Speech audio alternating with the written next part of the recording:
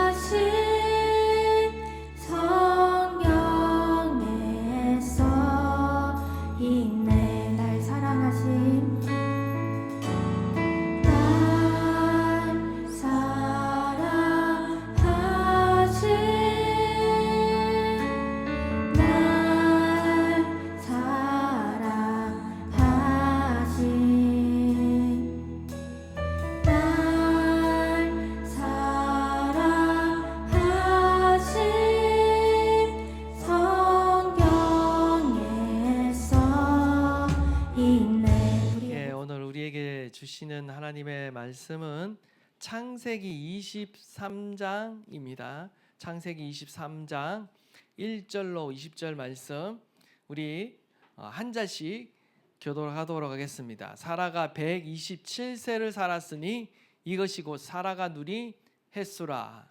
사라가 가나안 땅 헤브론 곧 기럇 아르바에서 죽음에 아브라함이 들어가서 사라를 위하여 슬퍼하며 애통하다가 그 시신 앞에서 일어나 나아가서 해 족속에게 말하여 이르되 나는 당신들 중에 나그네여 거류하는 자이니 당신들 중에서 내가 매장할 소유지를 주어 내가 나의 죽은 자를 내 앞에서 내어다가 장사하게 하시오.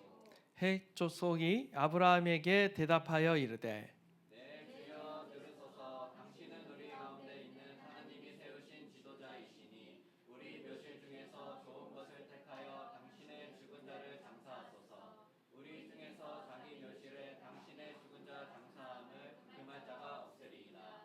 아브라함이 일어나 그 땅 주민 해 족속을 향하여 몸을 굽히고 그들에게 말하여 이르되 나로 나의 죽은 자를 내 앞에서 데려다가 장사하게 하는 일이 당신들이지. 내 말을 듣고 나를 위하여 수알의 아들 에브론에게 구하여 그가 그의 밤머리에 있는 그의 막벨라 굴을 내게 주도록 하되 충분한 대가를 받고 그 굴을 내게 주어 당신들 중에서 매장할 소유지가 되게 하기를 원하노라 하매 에브론이 햇속 족속에 앉아 있더니 그가 햇 족속 성문에 들어온 모든 자가 듣는 데서 아브라함에게 대답하여 이르되 내 주여 그리 마시고 내 말을 들으소서. 내가 그 밭을 당신에게 드리고 그 속의 굴도 내가 당신에게 드리되 내가 내 동족 앞에서 당신에게 드리오니 당신의 죽은 자를 장사하소서. 아브라함이 이에 그 땅의 백성 앞에서 몸을 굽히고 그 땅의 백성이 듣는 데서 에브론에게 말하여 이르되 당신이 합당히 여기면 청하건대 내 말을 들으시오. 내가 그 밭 값을 당신에게 주리니 당신은 내게서 받으시오. 내가 나의 죽은 자를 거기 장사하겠노라. 에브론이 아브라함에게 대답하여 이르되 내 주여 내 말을 들으소서. 땅값은 은 400세겔이나 그것이 나와 당신 사이에 무슨 문제가 되리이까. 당신의 죽은 자를 장사하소서. 아브라함이 에브론의 말을 따라 에브론이 햇 족속이 듣는 데서 말한 대로 상인이 통용하는 은 400세겔을 달아 에브론에게 주었더니 마므레 앞 막벨라에 있는 에브론의 밭 곧 그 밭과 거기에 속한 굴과 그 밭과 그 주위에 둘린 모든 나무가 성문에 들어 모든 햇 족속이 보는 데서 아브라함의 소유로 확정된지라. 그 후에 아브라함이 그 아내 사라를 가나안 땅 마므레 앞 막벨라 밭 굴에 장사하였더라. 마므레는 곧 헤브론이라. 이에 다시 그 밭과 거기에 속한 굴이 햇 족속으로부터 아브라함이 매장할 소유지로 확정되었더라. 아멘. 우리는 인생을 살아가며 수많은 이별을 경험합니다. 그 중에서도 가장 큰 슬픔은 바로 평생을 함께 살아온 배우자나 소중한 가족과의 사별일 것입니다. 저 역시 작년 12월 4일인가요? 아버지께서 갑자기 소천하시고 나자 제 인생에 정말 한켠에 마음의 한켠에 정말 텅 비어 있는 느낌이었습니다. 나의 가장 든든한 후원자이자 중보자를 잃어버린 느낌이었습니다. 아마 저와 마찬가지로 여러분의 삶 안에도 큰 상실과 어떤 아픔이 있는 줄 압니다. 우리는요 누구나요 이 세상에서 수많은 이별을 경험하면서 살아갑니다. 우리의 추억 속에 항상 이별한 그 사람을 생각하고 우리는 그 추억 속에서 그 사람을 기리며 살아갈 때가 있습니다. 저의 추억 속에는요 또 하나의 이별이 하나 기억되고 있습니다. 그것은 뭐냐면 저의 유년 시절에 헤어졌던 친구들이 갑자기 생각날 때가 있습니다. 아버지께서 목회를 하시면서 수없이 많은 이사를 다녔기에 그때마다 저는 학교를 옮겨 다닐 수밖에 없었습니다. 그로 인해 좋아하던 친구들과 어쩔 수 없이 이별했던 기억이 제 기억 속에 생생하게 남겨져 있습니다. 초등학교 때 헤어졌던 그 친구들의 이름이 또렷이 지금도 기억되고 있어요. 그리고 새로운 학교를 다닐 때마다 저는 항상 새로운 친구를 사귀어야 하는 것이 너무나 부담스러웠어요. 항상 어려웠습니다. 그래서 늘 외로웠던 기억이 있습니다. 오늘 본문은요, 믿음의 조상 아브라함이 60여 년이라는 그 엄청난 세월 동안 함께 동반했던 그 사라를 먼저 떠나보내는 가슴 아픈 이별을 하고 있는 장면입니다. 사라의 향년 127세의 나이로 가나안 땅 헤브론에서 그의 일생을 마감했습니다. 아브람과 함께 하란을 떠나 가나안 땅에 들어온 지 62년째 되는 해였고요. 약속의 자녀 이삭을 낳은 지 37년 만에 남편보다 38년 먼저 세상을 떠나 영원한 하나님의 품에 안기게 된 것이죠. 우리는 흔히 믿음이 좋으면 그 어떤 슬픔도, 그 어떤 절망도, 그 어떤 상실의 아픔도 경험하지 않을 것이라 착각하지만 오늘 본문은 아무리 위대한 영적 거장이라 할지라도 죽음의 권세는 결코 피해갈 수 없음을 우리 가운데 보여주고 있습니다. 그 역시 큰 상실과 아픔을 지금 경험하고 있다라는 거죠. 히브리서 기자는요, 인생이 한 번 죽는 것은 하나님의 정하신 것이며 그 이후에는 심판이 있다라고 말씀하고 있습니다. 히브리서 9장 27절, 한 번 죽는 것은 사람에게 정해진 것이요 그 후에는 심판이 있으리니. 인생은 이 세상에서 죽음으로 끝나는 것이 아닙니다. 이 세상이 마지막이 아니에요. 죽음 이후에 심판이 있다라고 분명히 말하고 있습니다. 내세가 있는 거죠. 새로운 세계가 존재하는 것입니다. 이 세상에서 어떻게 살아가느냐에 따라서 우리는 전혀 다른 세계를 경험하게 될 것입니다. 죽음은 인생의 마지막이 아니라 오히려 새로운 세계로 들어가는 문이자 시작인 것입니다. 아브라함은요, 이러한 사실을 너무나 잘 알고 있었습니다. 그래서 아브라함은요, 이러한 큰 상실과 아픔에도 불구하고 이 사라의 장례 과정을 통해서 믿음의 큰 흔적들을 남기고 있는 것을 보게 됩니다. 오늘 저와 여러분은요, 바로 이러한 사라의 장례식 속에 감추어진 복음의 비밀을 더 깊이 깨달을 수 있기를 바랍니다. 그리하여 우리가 이 땅을 살아갈 때 어떻게 살아가야 하는지에 대한 지혜를 배울 수 있게 되기를 바랍니다.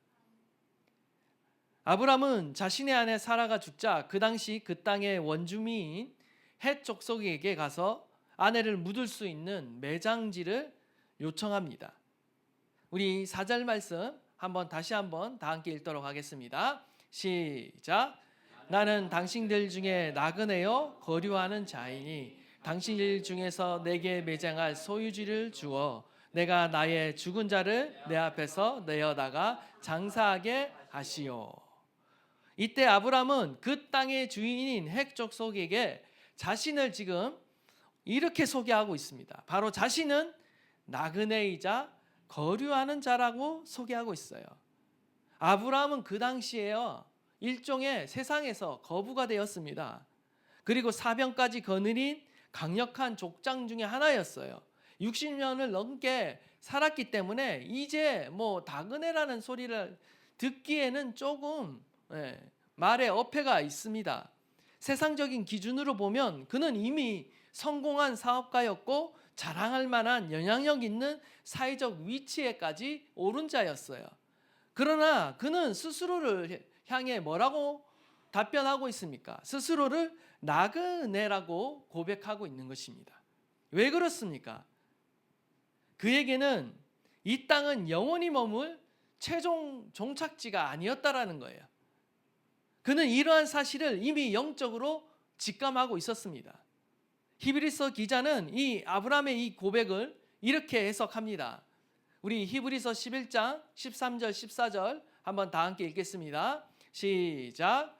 이 사람들은 다 믿음을 따라 죽었으며 약속을 받지 못하였으되 그것들을 멀리서 보고 환영하며 또 땅에서는 외국인과 나그네임을 증언하였으니 그들이 이같이 말하는 것은 자기들이 본향 찾는 자임을 나타내미라. 아멘. 아브라함에게 있어서 약속의 땅 가나안마저 아브라함은요 그저 그 땅도요 그저 잠시 머물다가 떠나야 하는 여정에 불과하다라는 사실을 그는 알았습니다. 그가 가나안 땅을 통해 바라본 것은 사실 하나님께서 하늘에 예비해 두신 영원한 본향을 사모한 거죠. 그것을 바라본 것입니다.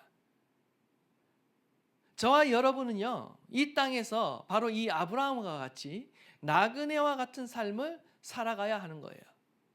성도의 정체성은 나그네입니다. 아무리 좋은 집, 아무리 좋은 차, 아무리 많은 땅을 차지하고 많은 재물을 이 땅에 쌓아둔다 할지라도 우리는 언젠가 우리의 육신의 장막을 벗고 결국 이 땅을 떠날 수밖에 없는 운명을 가진 존재들이에요. 이 땅에서의 삶은요 그냥 잠시 지나가는 여행지에 불과하다라는 겁니다. 우리가 영원히 이 땅에서 살 것 같지만 결코 그렇지 않습니다. 우리의 본향은 어디에 있습니까? 바로 하늘에 있다라는 거죠. 나그네의 삶이란 한마디로 영원한 본향을 바라보는 삶이에요. 영원한 본향을 목적으로 하고 살아가는 삶이에요. 아브라함은 인생의 가장 소중한 것을 잃어버리는 그 슬픔의 순간에 비로소 자신의 인생이 나그네임을 다시 한번 절감하고 있는 것입니다. 그리고 이제 그가 하늘의 소망을 바라보며 살아가는 거예요. 세상 사람들은요 이 땅의 삶이 전부입니다. 그러기에 이 땅에서 더 견고한 성을 쌓고자 어떻게든 정착하고자 노력을 하는 거예요. 권력에 집착하고 재물에 집착하는 것입니다. 그러나 믿음의 사람들은 어떻습니까? 이 땅을 그냥 지나가는 여정으로 여깁니다. 이 땅에 집착하지 않는다라는 거예요. 진짜 고향은 따로 있다라는 사실을 알기 때문인 거예요. 우리의 소망은 하늘에 있는 것입니다. 영적인 것을 소망하며 살아간다라는 거죠. 아브라함이 가나안의 원주민들과 그토록 오랫동안 함께 머물고 있지만 그들과 동화되지 않은 이유가 바로 여기에 있습니다. 그는 가나안 족속인 헷 족속과도 동화되지 않았고요. 그렇다고 해서 다시 옛 고향으로 돌아가지도 않았어요.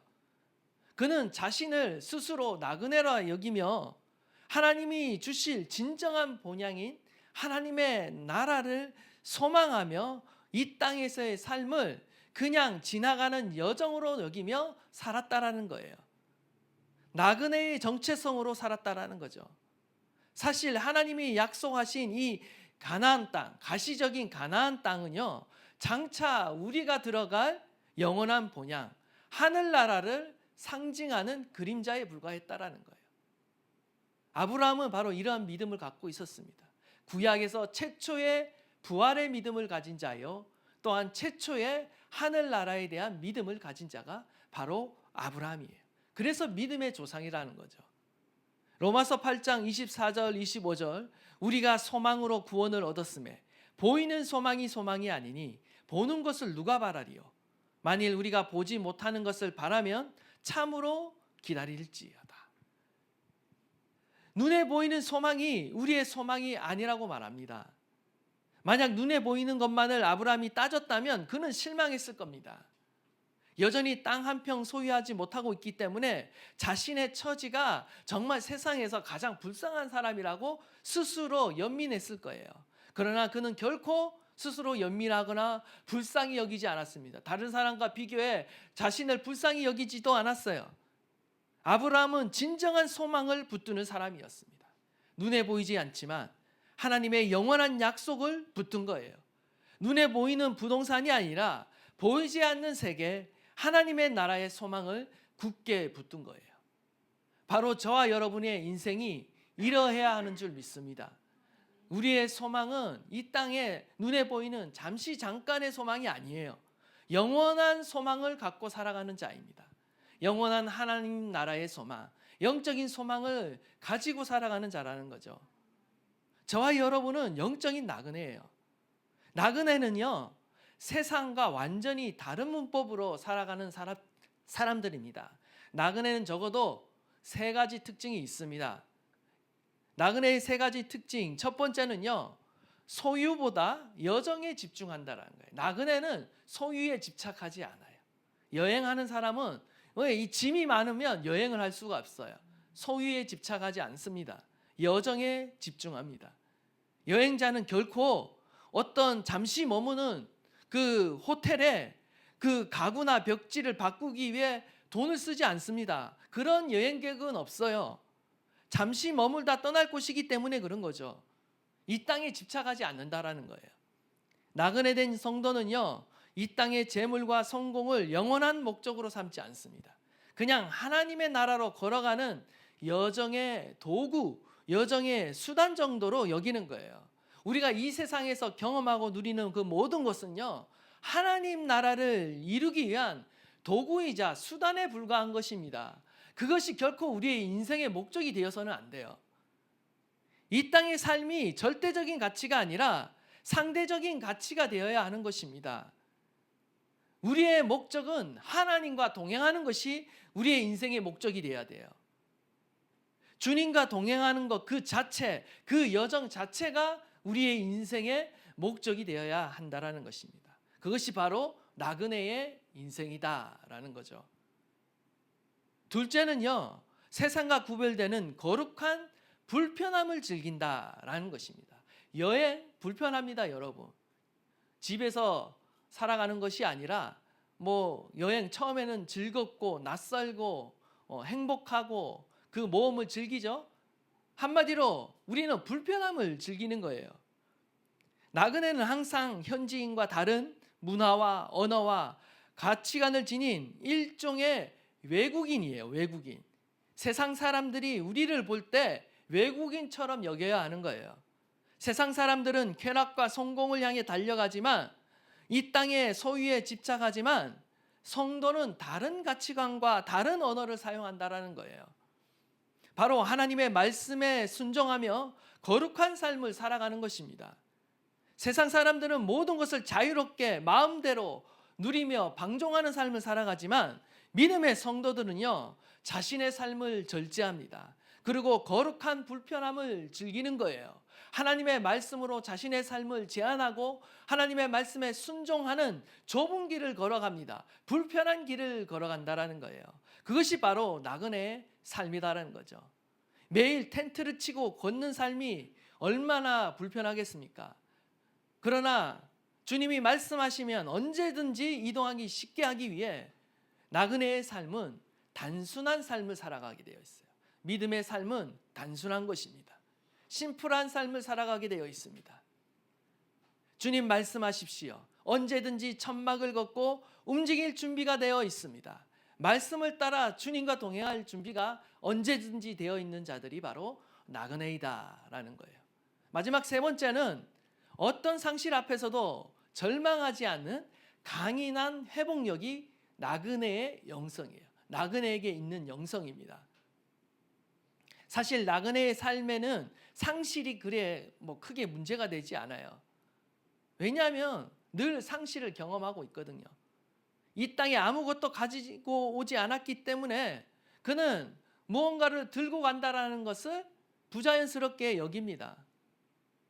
항상 이별이 익숙한 자들이에요. 나그네는 어차피 이 땅에 뿌리를 내리지 못하고 떠도는 인생입니다. 내일이면 지금까지 누려왔던 그 모든 안정감을 다 버리고 또다시 떠나야 하는 여행객이 바로 나그네라는 거죠. 따라서 이 땅에서 겪는 어떤 실패, 좌절, 질병, 이별 때문에 나의 인생 전체가 무너지는 일이 결코 없는 자들이 나그네예요. 나그네의 멘탈은 엄청납니다, 여러분. 세상에 그 어떤 것을 더 가지려 하고 더 높아지려고 하는 자들이 멘탈이 약하지, 이미 나그네의 영성을 가진 자들에게는 많아도 감사, 적어도 감사, 부족해도 감사, 모든 것에 자족할 줄 아는 인간이 바로 나그네예요. 나그네. 우리는 어떠한 상황 속에서도 자족할 줄 아는 인생을 살아가야 하는 것입니다. 이처럼 우리의 인생이 나그네라는 사실을 안다면 우리는 이 땅에서의 삶에 집착하지 않게 될 것입니다. 원하기는 저와 여러분이 이 땅의 것에 목을 메고 우리의 인생 전부를 거는 그런 어리석은 자가 되지 않기를 바라요. 우리의 인생은 영원한 하나님의 나라에 걸어야 하는 것입니다. 우리의 모든 것을 주님께 걸 수 있는 저와 여러분 되시기를 간절히 축원합니다. 두 번째로 이 본향에 들어가는 과정은요, 그 과정 가운데 우리가 반드시 이루어야 될 것이 있습니다. 그것이 뭐냐면 이 본향에 들어가는 과정 가운데 우리는 반드시 그리스도의 인격과 영광을 드러내야 돼요. 우리의 인생의 여정은 한마디로 표현하면 그리스도의 인격과 영광을 드러내는 여정입니다. 우리 6절 말씀 한번 다 함께 읽겠습니다. 시작. 내 주여 들으소서. 당신은 우리 가운데 있는 하나님이 세우신 지도자이시니 묘실 중에서 좋은 것을 택하여 당신의 죽은 자를 장사하소서. 우리 중에서 자기 묘실에 당신의 죽은 자 장사함을 금할 자가 없으리이다. 아브라함이 헷 족속에게 사라의 매정지를 내가 구매하겠다라고 하자 헷 족속은 아무 묘실이나 마음에 드는 좋은 곳을 무상으로 제공할 테니 마음대로 사용하십시오라고 호의를 베풉니다. 그런데 아브라함은 이를 정중하게 거절하고 정당한 가격을 치르고 매장지를 사게 되죠. 그런데 놀라운 사실은 이 헷 족속이 아브라함을 가리켜 뭐라고 말하고 있습니까? 내 주여, 주님이라고 표현하고 있고요. 하나님이 세우신 지도자입니다 라는 이 놀라운 표현을 사용하고 있다는 거예요. 고백하고 있다는 거죠. 이 주여라는 것은요, 우리가 흔히 말하는 하나님을 가리켜 아도나이, 주님이라고 말하는 그 주와 똑같은 어근에서 나온 단어예요. 이 호칭은요, 성경에서 때로는 어떤 예의를 갖춘 어떤 정중한 인사로 사용되기도 하지만 대개의 경우는 한 나라의 절대 권력자, 임금, 족장, 지도자를 가리킬 때 이 주여라는 단어를 사용해요. 하나님이 세우신 지도자도 마찬가지입니다. 한 민족의 지도자, 백성의 왕, 족장을 가리킬 때 이 지도자라는 단어를 사용한다라는 거예요. 지금 헷 족속이요, 아브라함을 주라고 고백하며 하나님이 세우신 지도자라고 지금 고백하고 있습니다. 이것은요, 여러분 한번 생각해 보십시오. 다른 문화와 다른 종교 속에서 오랫동안 살아온 토착 세력으로부터 지금 시대도 아닌 그 옛날 고대 사회에 존경을 받고 인정을 받는다라는 것은요, 얼마나 어려운 일인지 모릅니다. 마치 우리나라에서 어떤 조선족이 정말 존경을 받고 이 나라의 지도자로 갑자기 되었다라는 것을 한번 생각해 보십시오. 있을 수 없는 일일 수 있습니다. 미래에 있을 수는 있겠죠. 그런데 우리가 한번 생각해 보십시오. 아브라함이 이방인으로서 그 땅 가운데 살아가는 가운데 헷 족속으로부터 영적인 지도자로 인정을 받고 있다라는 거예요. 마태복음 5장 14절에 의하면 너희는 세상의 빛이라. 산 위에 있는 동네가 숨겨지지 못할 것이요. 예수님은 저와 여러분의 정체성은 세상의 빛이라고 지금 말씀하고 있습니다. 지금 아브라함의 삶은 한마디로 세상의 빛이 되는 삶이었다라는 거예요. 나그네였지만 세상의 빛이었습니다. 세상 사람들의 눈에 비친 아브라함은 단순한 외국인, 단순한 나그네가 아니었어요. 그들은 아브라함의 삶에서 무언가를 본 거예요. 하나님의 임재를 느낀 거예요. 하나님의 빛을 보았다라는 거죠. 어떤 영적인 권세, 어떤 영적인 아우라를 보았다라는 거예요. 아브라함은 신앙적으로만 하나님께 경건한 삶을 살아간 것이 아닙니다. 세상에서도 비록 자신과 다른 가치관을 살아가고 있는 그런 사람들에게 그는 그 이웃에게 유익을 끼치며 존경받을 만한 삶을 살았다라는 거예요. 선한 영향력을 끼치며 살았다라는 거죠. 아브라함이 평소 나그네에게도 베풀었던 그 친절, 부당한 이익을 취하지 않은 그의 정직함, 마땅한 권리도 포기할 줄 알고 양보할 줄 아는 그의 자비로움, 위기 앞에서 이웃을 외면하지 않고 함께 싸우며 도와줄 줄 아는 용기, 그와 더불어 하나님이 함께 하시자 하나님의 임재로 인해 그가 복을 받고 형통한 삶을 누리는 것을 그들이 보았다라는 거죠. 그를 하나님이 세우신 존귀한 지도자로 그들이 인정했다라는 것입니다. 아브라함이 진정 복의 통로가 되는 순간이었습니다. 마태복음 5장 16절, 이같이 너희 빛이 사람 앞에 비치게 하여 그들로 너희 착한 행실을 보고 하늘에 계신 너희의 아버지께 영광을 돌리게 하라. 지금 세상 사람들은요, 아브라함이 행한 그 삶을 통해 드러난 그 착한 행실을 보고 하늘에 계신 하나님 아버지께 지금 영광을 돌리고 있는 것입니다. 당시 이방인 눈에도 아브라함은 하나님과 친밀히 교제하는 경건한 사람이었을 뿐만 아니라 세상 사람에게도 선을 행하는 매우 존경받는 인물이었다라는 것입니다. 바로 저와 여러분의 삶이 이러해야 하는 것입니다. 나그네라고 해서 이 세상을 그냥 쉽게 마음대로 살아가는 것이 아니에요.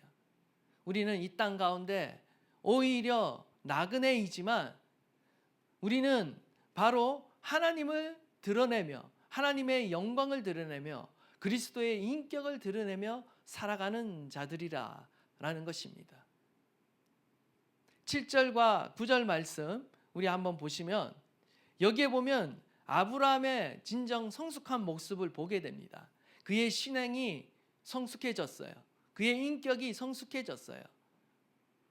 아브라함의 태도를 보십시오. 그는 상대방이 아브라함을 높이며 호의를 베푼다고 해서 거만하거나 무례하거나 대접받는 것을 당연하게 여기지 않습니다. 오히려 해쪽 속을 향해 몸을 굽히고 겸손하게 극진한 예를 갖춥니다.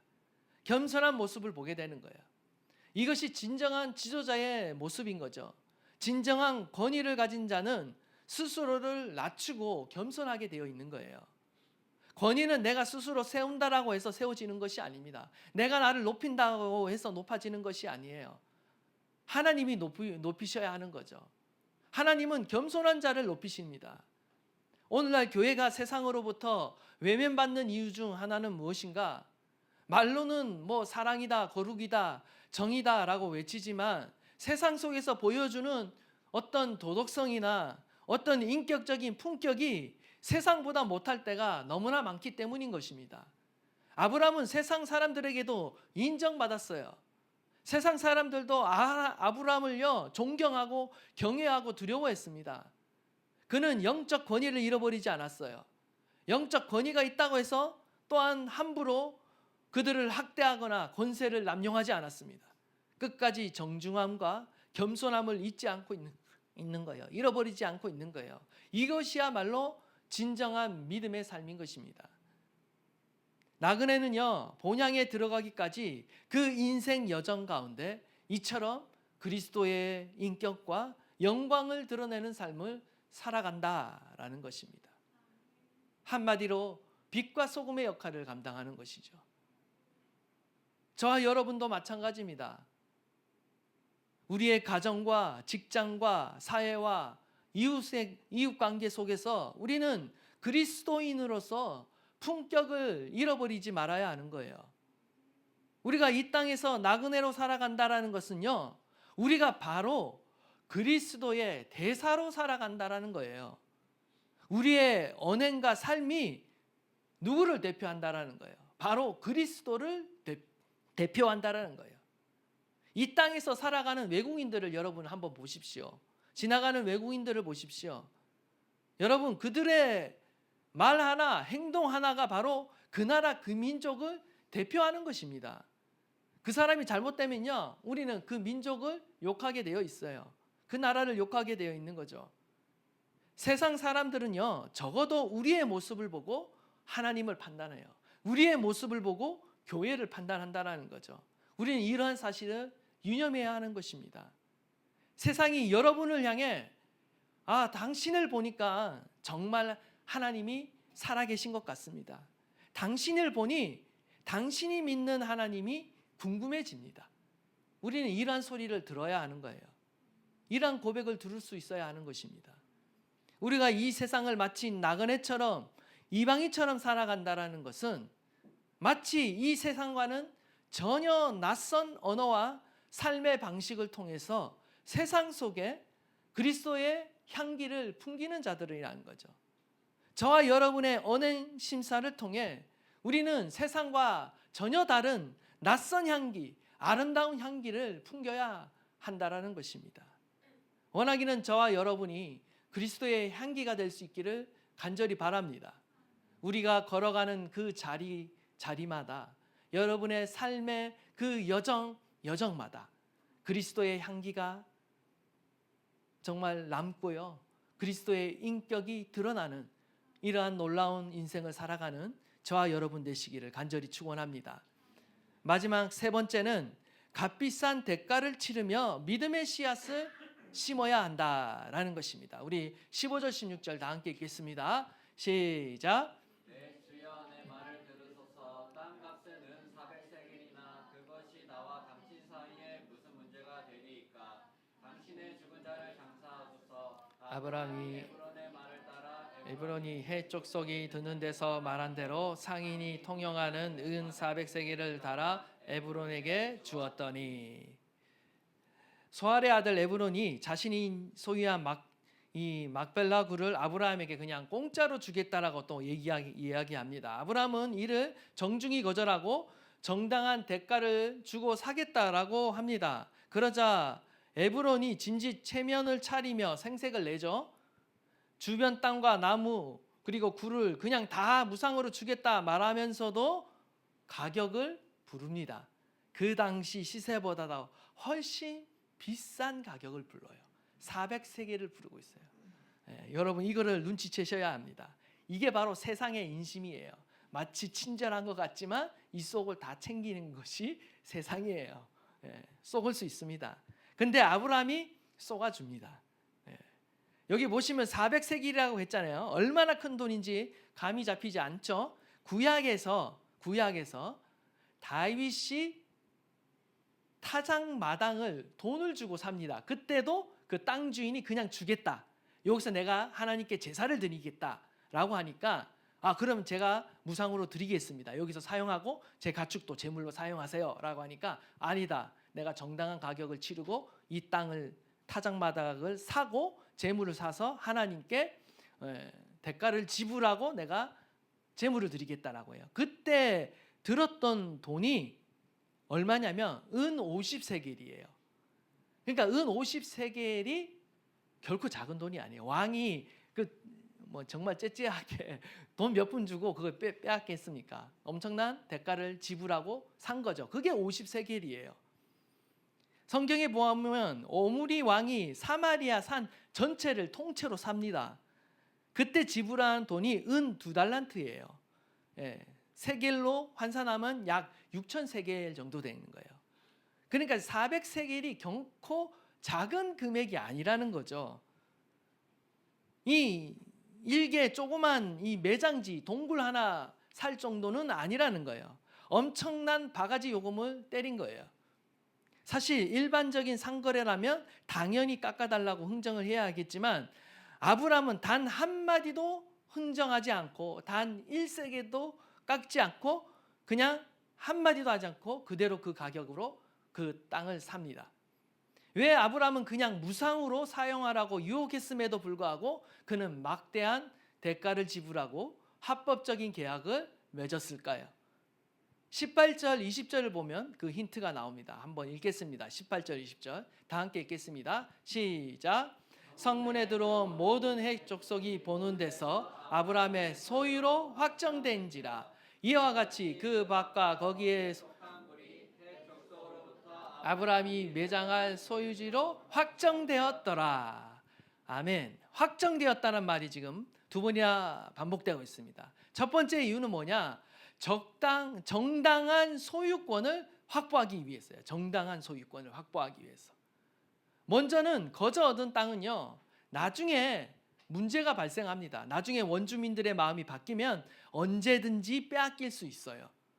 그래서 비싼 대가를 치르더라도 합법적인 계약 절차를 통해서 정당한 대가를 지불하고 그 누구도 부인할 수 없는 확고한 소유권을 확보하기 위해 아브라함이 비싸지만 그 비싼 대가를 지불하고 샀다라는 거죠. 세상적으로 말하면 세상은 항상 꼼수를 부리고 편법을 사용합니다. 그래서 수많은 이득을 챙기려고 해요.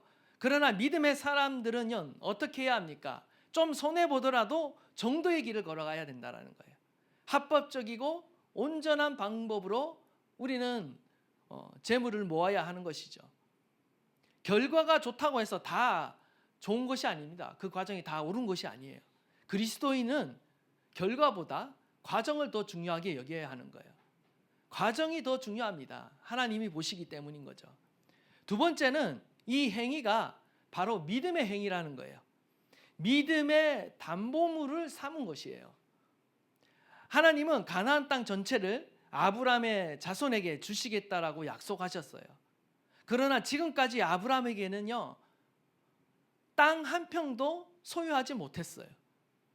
그러나 아브라함은요, 은 400세겔을 주고 산 이 막벨라 굴이라는 이 작은 땅을 통해서 하나님의 약속이 반드시 이루어질 것을 내다본 거예요. 존 파이퍼 목사님은 이 막벨라 굴 매입을 미래의 소망을 현재에 심는 행위다라고 보았습니다. 아브라함이 지불한 이 400세겔은요, 단순한 장례 비용이 아니라 바로 하나님이 이 땅 전체를 우리에게 주실 것이라는 그 약속에 대한 일종의 믿음의 계약금이었다라는 거예요. 이 막벨라 굴은 일종의 약속에 대한 담보물이 되는 것입니다. 하나님의 약속이 반드시 이루어질 것에 대한 보증, 담보물을 그가 잡은 거예요. 아브라함은 이 계약을 통해 가나안의 이스라엘의 공식적인 첫 영토를 확보한 것입니다. 지금 당장 소유한 땅은 이 막벨라 굴 무덤 하나이지만 결국 이 가나안 땅 전부를 하나님은 끝내 내가 소유하게 하실 것이다 라는 의미로 지금 믿음의 행위를 하고 있는 것입니다. 결국 이 굴이요, 어떻게 됩니까? 바로 믿음의 손조들이 계속해서 묻히는 선산이 됩니다. 이 무덤이는요, 나중에 아브람도 묻히고요, 야곱도 묻히고, 또 리브가도 묻히고, 이삭도 묻히고, 또 야곱과 레아도 묻히는 선산이 됩니다. 훗날 이스라엘 백성들이 400년 동안 이집트에서 노예 생활할 때 이 무덤은요, 믿음의 산 증거가 되는 거예요. 대대손손 후손들에게 우리가 돌아가야 할 약속의 땅이 바로 여기다라는 것을 보여주는 증거가 된다라는 거죠. 이러한 사실을 일깨워주는 상징이자 담보물이 된 것입니다. 그들은 그 땅을 바라보며 소망하며 가나안 땅으로 돌아갈 것을 확신해야 했다라는 거예요. 엄청난 사건이 지금 일어난 것이에요. 마태복음 13장 45절 46절에 보면 또 천국은 마치 좋은 진주를 구하는 장사와 같으니 극히 값진 진주 하나를 발견하며 가서 자기의 소유를 다 팔아 그 진주를 사느니라. 지금 아브라함의 행위가 딱 예수님이 말씀하신 이 값진 진주를 사는 비유와 같은 것입니다. 아브라함은 에브론이 부른 이 터무니없는 가격인 은 400세겔을 듣고도 결코 그 가격을 깎지 않았습니다. 즉시 지불했습니다. 왜냐하면 그에게는 하나님이 약속하신 땅이 그만한 대가를 치를 만한 충분한 가치가 있다라고 여겼기 때문인 거예요. 천국의 가치를 발견하는 자는요, 예수 그리스도의 가치를 발견하는 자는요, 결코 계산기를 두드리지 않는 거예요. 진짜 가치, 영원한 가치를 발견하면요, 기쁨으로 전부를 드리게 되어 있는 것입니다. 하나님의 나라를 위해 그 어떤 것도 아까워하지 않게 되어 있다라는 거죠. 영원한 하나님의 나라의 가치를 알았기에 그는 아낌없이 대가를 지불한 것입니다. 이와 같이 저와 여러분도 이 땅을 살아갈 때 무엇에 가치를 두고 살아가는가? 하나님의 나라의 가치를 두고 살아가야 한다라는 것이죠. 가치 진주보다도 더 귀한 예수 그리스도, 그리고 그분의 나라, 하나님의 나라를 위해 우리의 인생을 드리는 것을 전혀 아깝지 않게 여겨야 된다는 거예요. 우리의 시간과 우리의 물질과 우리의 은사를 주님 앞에 헌신하며 드리는 것을 아까워하지 않는 인생이 되어야 한다는 거예요. 이 땅에서 치르는 그 어떤 대가도요, 우리가 장차 하나님 나라에서 받게 될 그 보상과는 비교할 수 없는 것입니다. 이것은요, 희생이 아니라 투자인 거예요. 하나님 나라에 투자하는 것이죠. 이 땅에서의 인생 여정은 잠시 잠깐입니다. 이 땅에서 내가 무엇을 심느냐, 이 땅에서 내가 무엇을 뿌렸느냐에 따라 우리는 장차 저 하늘나라에서 무엇을 거둘지를 결정하게 될 것입니다. 저와 여러분은 지금 무엇을 심고 있습니까? 영적인 것을 거두기 위해서는 영적인 것을 심어야 하는 것입니다. 이 땅에 썩어질 것을 심고 하늘나라에서 썩지 않을 영원한 것을 거두는 인생이 바로 저와 여러분의 인생인 줄 믿습니다. 심는 대로 거두게 되는 것입니다. 우리를 위해 예비해 놓으신 하늘의 상급과 영광에 비하면 우리가 지불한 헌신과 순종의 대가는 얼마 되지 않을 것입니다. 우리가 심은 것에 비해 하늘에서 우리가 받게 될 보상은 30배, 60배, 100배, 아니 수천 배, 수만 배의 그 놀라운 가치를 거두게 될 것입니다. 손해보는 장사가 아니에요. 저와 여러분이 교회를 위해, 하나님의 나라를 위해 수고하는 헌신은 결코 낭비가 아닌 것입니다. 여러분, 세상의 그 어떤 것에 투자하기보다 하나님의 나라에 투자하시는 저와 여러분 되시기를 바랍니다. 오늘도 우리가 들어갈 그 영원한 보양을 바라보면서 이 땅 가운데서 영적인 나그네로 살아가시는 저와 여러분 되시기를 간절히 축원합니다. 아멘.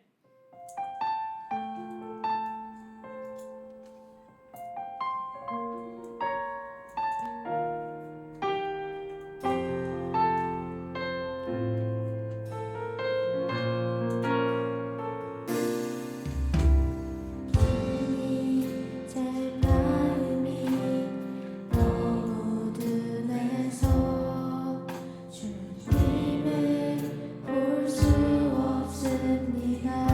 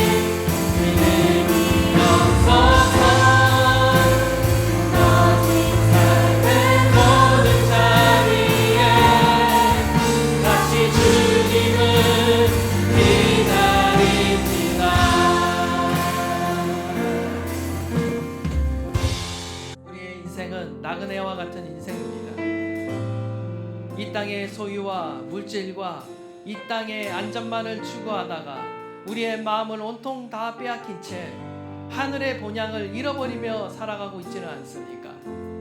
우리는 영원한 하늘의 본향을 바라보며 살아가야 하는 것입니다. 나그네와 같은 삶을 살아가야 하는 것입니다. 영적인 것에 소망을 두며 살아가야 하는 것입니다. 하나님, 우리의 시선을 다시 주님께로 돌이키게 하여 주십시오.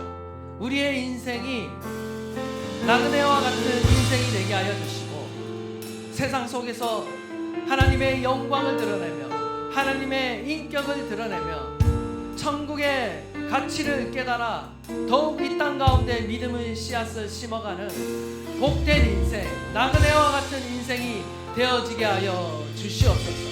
우리의 인생을 하늘 소망 가운데 이 땅에 믿음으로 씨앗을 심으며 살아가는 복된 인생 되도록 저희들을 축복하여 주시옵소서. 우리 다 함께 한번 주여 부르짖고 통성으로 기도합니다. 주여.